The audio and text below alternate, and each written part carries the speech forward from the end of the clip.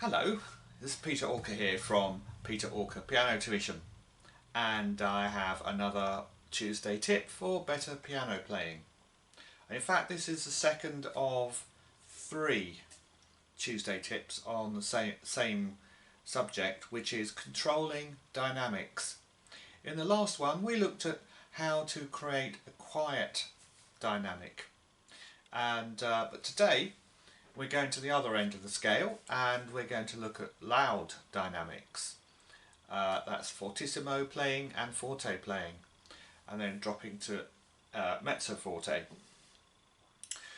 Now, when playing loudly, you have to imagine our mechanism inside the piano. You might remember if you looked at the previous Tuesday tip, you might remember this little model of the inside of the piano, the mechanism inside, which shows the hammer hitting the string.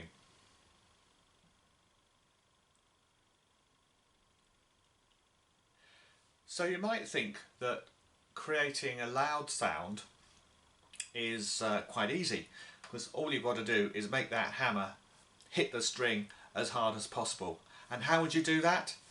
Hit the keys as hard as possible. It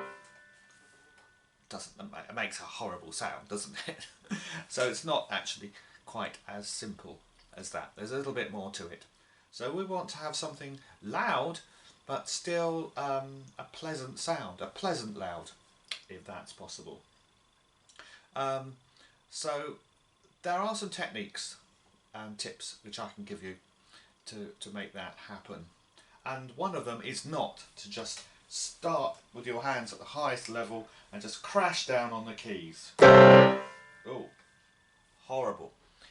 All that does is create that horrible jarring sound.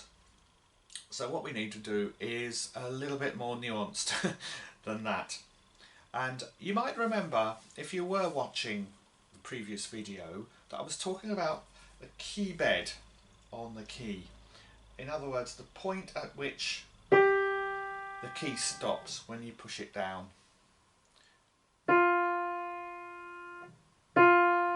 That is a vital concept to take into consideration when playing not just loud, quiet sounds, but loud sounds as well.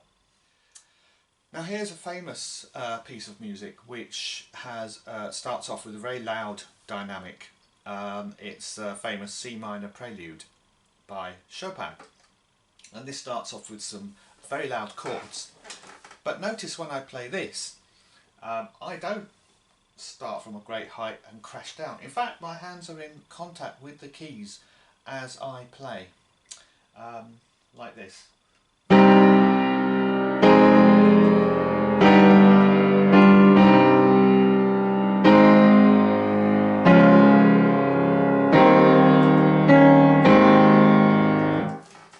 Still getting that loud dynamic, and you remember me saying the key bed is important.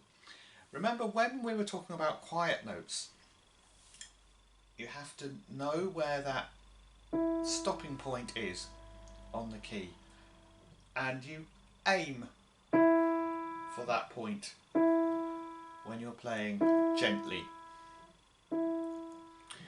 With loud playing, I advise you to, so much of this is in your imagination, but imagine that the key bed is actually much lower, maybe even below the actual keyboard itself. And that's the point to aim your effort. And you're not just using finger pressure, you're using wrist, forearm, past the elbow and right from the shoulder. That's where the effort comes. And this is the vital thing, as soon as you've played the note, relax off the chord, relax off the pressure. Don't keep pushing down. So when you play those loud chords, as I play, I'm imagining that I'm pushing my fingers right down below the keyboard. but of course they can't go below the keyboard because it's physically possible because it's all made of wood. But that's where I'm aiming my pressure, and that's why I can get